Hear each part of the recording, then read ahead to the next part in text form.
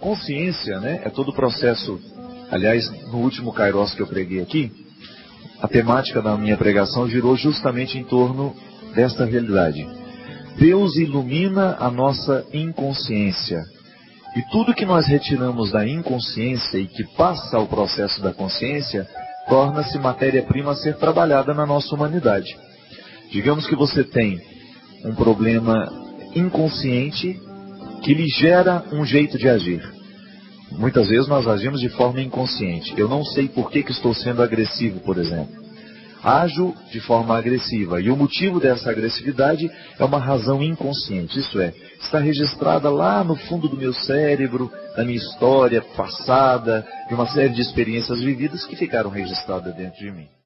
A terapia que muitas vezes a gente faz com o psicólogo é o processo de trazer a luz da escuridão do inconsciente à luz da consciência. É você começar a saber o mecanismo. Por que você age assim? Saber por que você age assim já é uma boa parte da solução do problema que você tem.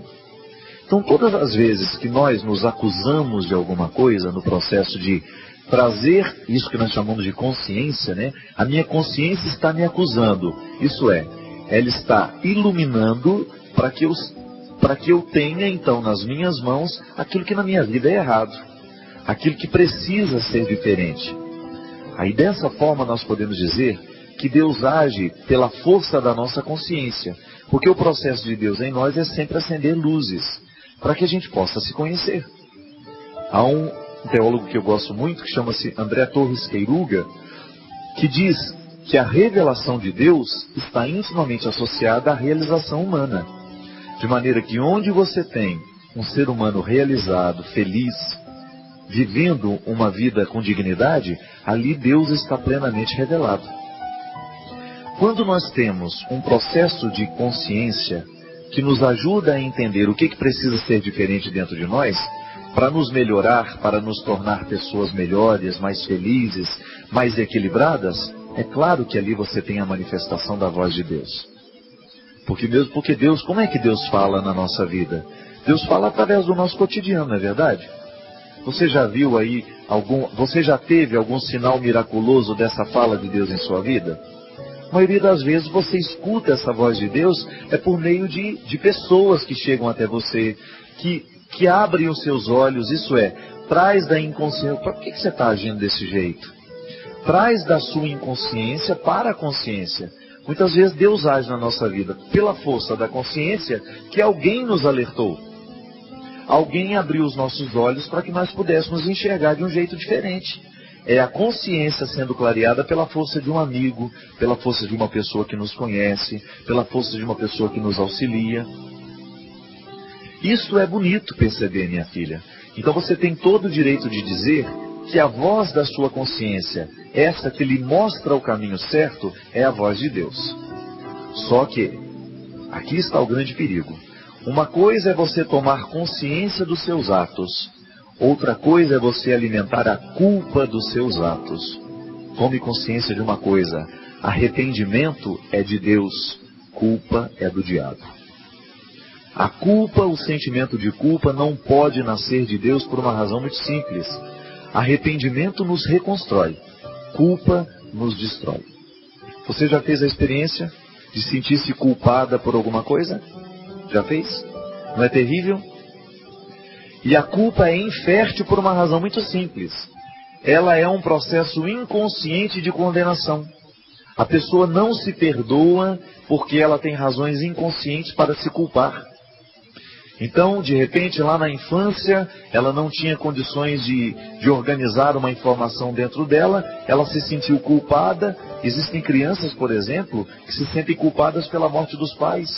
A mãe morreu, de repente ela tinha tido uma discussão, um desentendimento com a mãe, era criança. A mãe morreu logo em seguida, por uma fatalidade. A criança assimila que ela morreu porque ela brigou com ela. Quantos adultos desorganizados do ponto de vista afetivo têm as suas raízes dos afetos desorganizados lá na infância? Quanta criança, após uma discussão com a mãe, após um desentendimento, a mãe morre, ele assimila que a mãe morreu porque ele brigou com ela. Uma criança não tem condições de organizar uma informação diferente. Aí ela guarda aquela culpa no inconsciente. Essa culpa vai amargurar a vida inteira essa pessoa. Ela vai se tornar infeliz ao longo da vida. Ela não vai se sentir capaz de muita coisa. Culpa é processo destrutivo. E nós não podemos dizer que Deus nos culpa de alguma coisa. A força de Deus na nossa vida não é para nos culpar, é para nos levar ao arrependimento. Santo Agostinho dizia de maneira muito bonita que até para eu reconhecer o meu pecado eu preciso da graça de Deus. Porque a minha consciência, ela se clareia para eu saber que eu errei, é pela força de Deus em mim. O diabo nos anestesia e todas as realidades diabólicas, elas nos anestesiam para que a gente não se culpe de nada, para que a gente não se arrependa de nada. Essa culpa é o primeiro movimento de nós, dentro de nós, para o arrependimento, mas ela não pode permanecer muito tempo. Eu me sinto culpado de alguma coisa que fiz. Eu me sinto arrependido de uma coisa que fiz. Se eu me sinto culpado, eu corro o risco de me amargurar o resto da vida e não fazer nada por mim mesmo. Agora, se eu me sinto arrependido, eu corro atrás para modificar o fato. Então, minha filha, nunca associe o processo de culpa com o processo de Deus na sua vida. Tanto é que um dos grandes males que nós carregamos na vida é o bendito chamado sentimento de culpa. Sentimento de culpa pode nos vitimar o resto da vida. E a gente se torna uma pessoa terrivelmente infeliz porque a gente se culpa de acontecimentos do passado que a gente não corrigiu. Diferente do arrependimento que nos leva para frente. O arrependimento, ele nos leva para a solução daquilo que a gente estragou.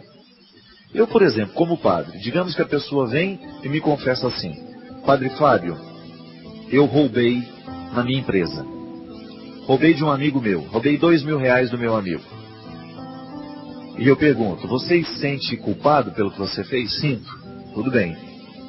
Essa culpa lhe levou ao arrependimento? Já deu o passo? Não, padre, eu não me sinto arrependido, não. Só me sinto culpado, mas não sinto vontade de resolver a coisa.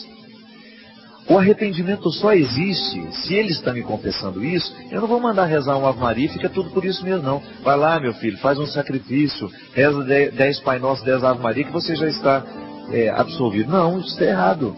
A absolvição, ela tem que estar de acordo com o arrependimento. Então, se eu estou arrependido de ter roubado meu amigo, a minha penitência é devolver o meu dinheiro para ele, o dinheiro que eu roubei dele.